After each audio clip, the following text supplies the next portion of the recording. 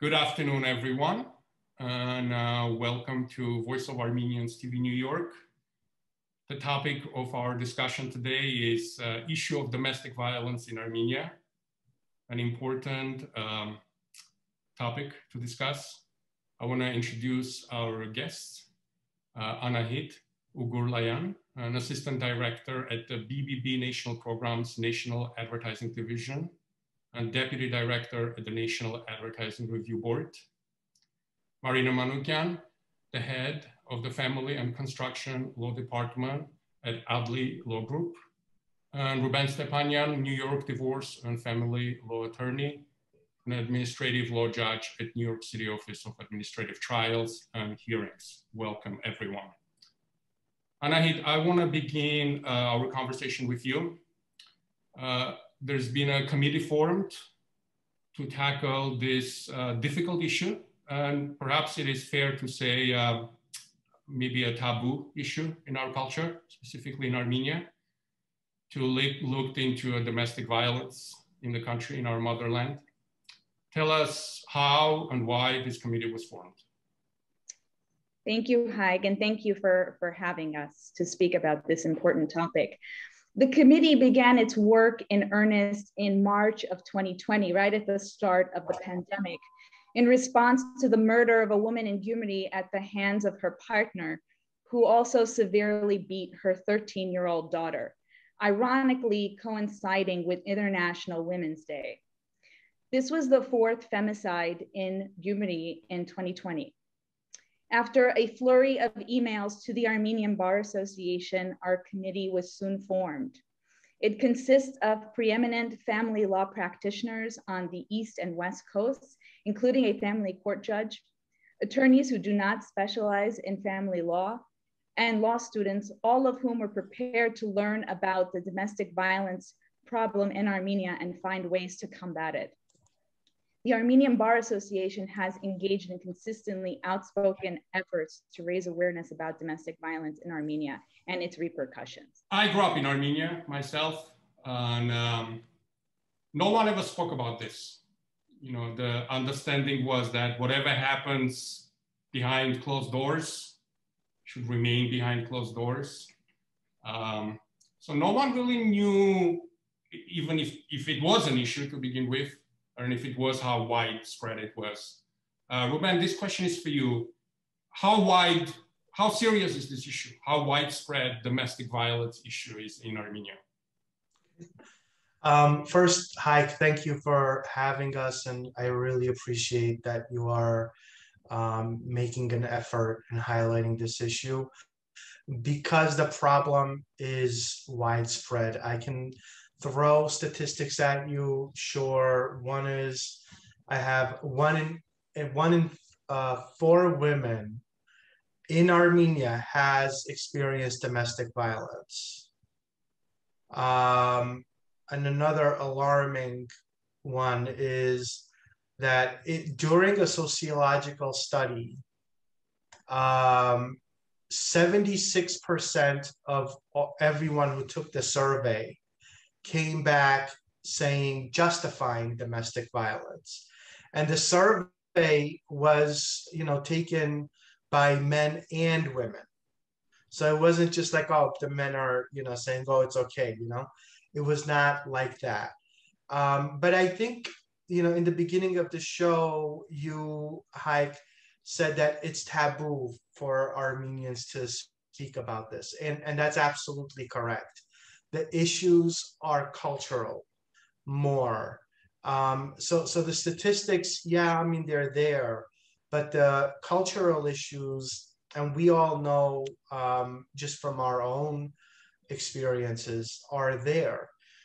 So generally speaking, when domestic violence is brought up, or if someone complains about domestic violence, the very first thing that happens is victim blaming. Mm-hmm. What did you do wrong? Why is it something that you did that could have prevented him from, hurting you? Or worse, these are worse, you deserve it. Worse, you deserve it. Or worse, you deserve it. Right. Yeah, and just that by way of background, you know, I was born in Armenia. We came here when I was a kid back in 1987. But I do, you know, so I'm from that culture, and I know what we do. Another big thing is that when domestic violence is reported, and because us Armenians, we have such strong family values, and us as a committee of the Armenian Bar Association, we seek to protect the family values of Armenians, because we live in America and we know, you know, what when family values aren't there, what happens to a society. So it is our goal to maintain that. However, because of our family values, you know,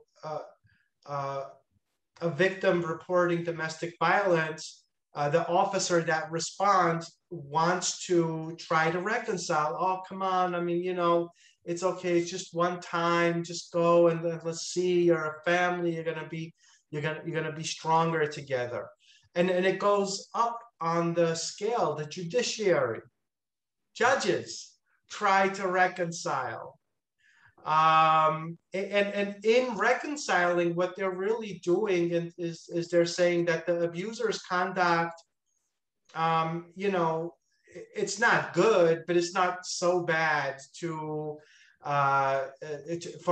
us to punish him in any way. Mm-hmm. So the issues are cultural, and we need to address those issues. Are there any existing laws in Armenia that protects victims of domestic violence? Thank you for that question. Yes. The name of the law translated in English is the Prevention of Violence Within the Family, Protection of Victims of Violence Within the Family, and Restoration of Peace in the Family. And it was enacted in December of 2017 to some resistance. And so the language is there, and our committee has been reviewing the existing law, looking at other analysis of this existing law to find whether there are shortcomings, which we have found there to be. And we are working towards improving the existing law by drafting what they call a white paper to propose amendments to the existing law. And I want to go into some of the shortcomings that are high priority to us. Anahid and Ruben, feel free to chime in if you want.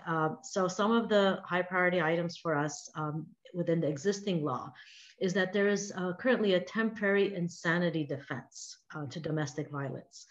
And basically the way that the law is written right now means that if a murder of a spouse is committed in a state of sudden insanity caused by the action or the inaction of the victim, that is a defense to domestic violence. And that is troublesome because, as anybody can understand, the victim cannot be blamed. And some of the actions or inactions that form this defense, that blaming the victim, include immorality or heavy insults. And so you can imagine that if a victim has been accused of unfaithfulness, the perpetrator of domestic violence can use that as an excuse for committing domestic violence. And now the victim and her actions are on trial rather than the perpetrator of the violence.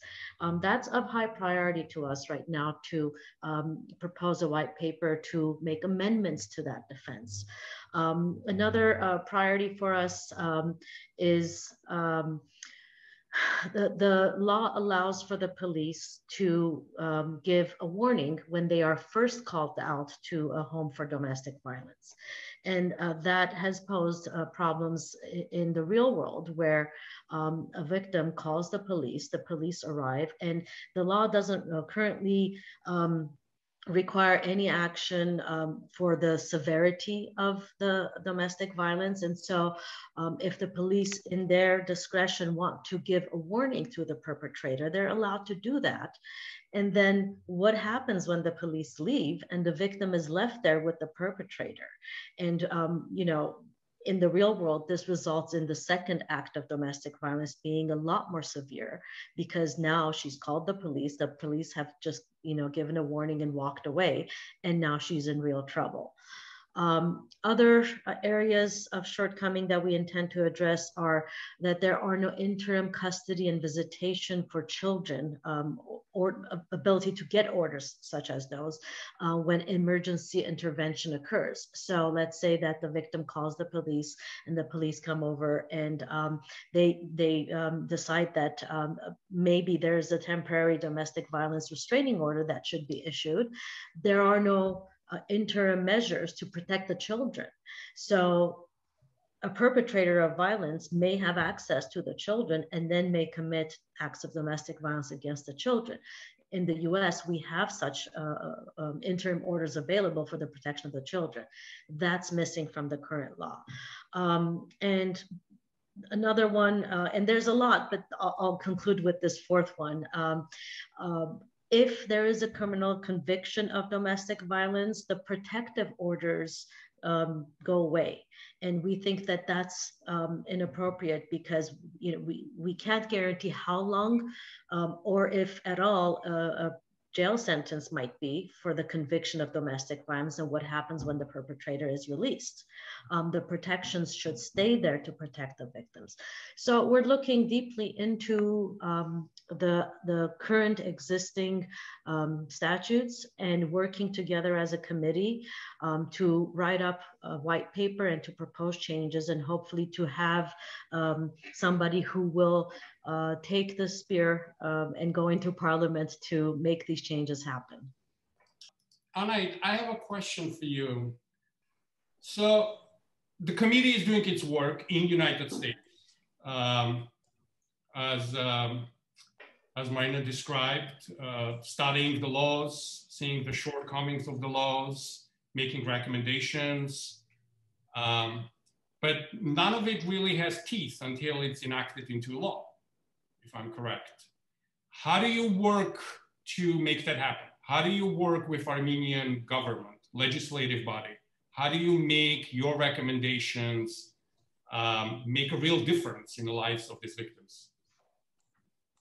Yeah, thanks for that question. So as Marina mentioned, we actively looking to see parliamentarians who will be able to champion this law, you know, and really be able to, you know, take the necessary steps to have it considered. It's not going to be easy. And as you mentioned, you know, earlier, you know, this is a difficult time politically for Armenia, but we are really hoping that we find the right people who can really help push this, you know, the amendments that we are suggesting through, because it's very important. If these changes are not made, and what we identified are the most egregious shortcomings in the law, you know, so what we're hoping is this is a first step, but and you know, if these changes will be enacted, hopefully there will be more changes to come. But this is the first step, and sort of the legal aspect, if you will, of our work. We do also have other specific activities concerning raising awareness about domestic violence. Well, let me follow up on that. Let me follow up on that point. First of all, can you give us an example of an outreach to communities, to local communities? And, you know, second part of my question, how do you overcome this taboo? I think that's, you know, probably one of the most fundamental challenges that you must be facing. How do you make, let's say, a woman, a wife, a member of the family, a member of the community to, for lack of a better word, break alliance and come out to you and say, you know, this is what happened to me, I need help? Right. So over the last year and a half, we have learned a great deal from activists who are working on the front lines. We are supporting existing projects of organizations like the Women's Support Center, which is the sort of preeminent organization that has shelters throughout Armenia and assist women from beginning to end when they're able to, sort of get back on their feet again. And we're trying to also develop new programs to address issues such as, fostering healthy relationships, addressing mental health issues that fuel domestic violence. In the United States, because the domestic violence program is not limited, the problem is not limited to Armenia. This certainly exists in the diaspora. We have actually reached out to clergy who are taking this issue very seriously, and we are working to see to develop programs and outreach. Specifically, one example is to ensure that clergy receive training so that they can assist families in crisis. And we're also organizing events and fundraisers to actively engage people of all ages to support these initiatives. But certainly the activists on the ground are the ones who are best equipped to help the women who are trying to escape violence. And it's not easy. They have a hard time because a lot of the women are very afraid. They may not want to leave the home. They're afraid about what's going to happen to their children. So this is, our work is multi-layered, and it's going to take years and years to, not only raise awareness about the problem, but also try to make it easier for these women to be able to escape their abusive home, have a law that will protect them so that they are not worried, that they can make sure that their children are safe, so they are not reluctant to leave the home and take the step that they need to escape violence and have a healthy life. Yeah. Right. Can I just add something? Okay. So the way that we intend on changing things is, one, of course, attacking the law that is very weak at this stage. But like I said before, the issues, and all of us recognize it, are cultural. So I think the understanding must be that domestic violence, yes, it's bad to commit violence against any human being, right? But the effect of domestic violence is far-reaching, because the child that sees the violence will ultimately either get into a relationship where they are hurt by their significant other, or they get into a relationship where they're actually perpetrating the violence. And because of the cyclical relationship of domestic violence, it has a real impact on the society's GDP. Economically, it's devastating to a country, and that is why it is just so important for our country, our Armenia, to be stronger. And that is the purpose of this group. It's to empower our people, our brothers and sisters out there in Armenia. Yeah. Marina, would you like to add something? Yeah, I was going to add that Anahid and Ruben covered this really well. So awareness is key to bringing an end to, or minimizing domestic violence in Armenia. Awareness of what's available to you, what you are capable of doing with the help of authorities and NGOs or the Women's Support Center. Changing the laws to better protect victims is also key. But what I recall Armenian Bar doing even before our committee was formed in the infancy of our program was also sending training. I recall, I can't remember the year, but it was the summertime, and we were able to send a Glendale Police Department officer and a judge to train people in Armenia, including the shelter, the people who work at the Women's Support Center and the shelter, and also police officers, I believe, in how to respond to and deal with domestic violence. So as Anahid said, it's several layers. Our work involves several layers, and awareness, improving of laws, training, and supporting other organizations. When we were talking, I wanted to give a shout out on this program to this women owned and operated startup who created the Safe You app, which is an incredible app, which victims can install on their phones. And it has functions such as automatic recording and automatic notice being sent to your support people and authorities if you're, you know, subject to domestic violence at the moment. And so when we interviewed or spoke to the lady who created the program, the way she was describing how the app works, it could be a real lifesaver. And it has actually worked in practice. How can a community, Armenian, New York, New Jersey, in our case, because that's where the show is, get involved? How can they help? Well, there's so much the diaspora can do. We actually have a subcommittee that is specifically focused on programs and outreach. But I'm going to give some ideas.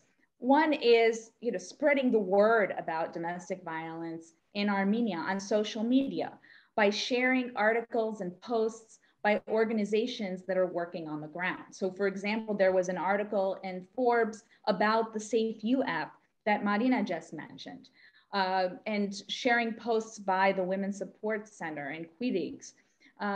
This is very important because each time you share it, people learn more and more about the problem.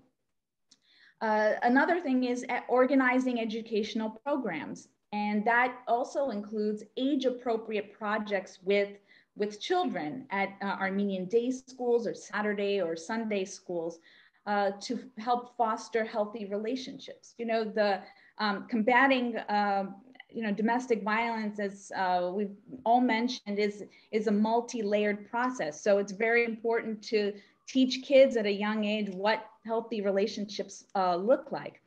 Another is organizing fundraisers. You know, one idea is having a walk or a run that coincides with Mother's Day and Father's Day. You know, men have to be a part of the solution to this problem. And you can also organize programs on months that coincide with domestic violence awareness. So for example, October is coming. That happens to be Domestic Violence Awareness Month in the United States. April is Sexual Violence Awareness Month. So there's a lot that can be done by the community. And I hope that each community will consider doing one or two programs. And I think collectively that will help make a difference. Okay, this will do it. Thank you very much, everyone. It was incredibly informative, an important conversation. And I also call for our audience to get involved. We will provide a link to the website where people can get in touch with this initiative. And once again, thank you very much, and look forward to having you on the show again to see how you're making the progress on this topic. Thank you. Thank you. Thank you. Thank you so much.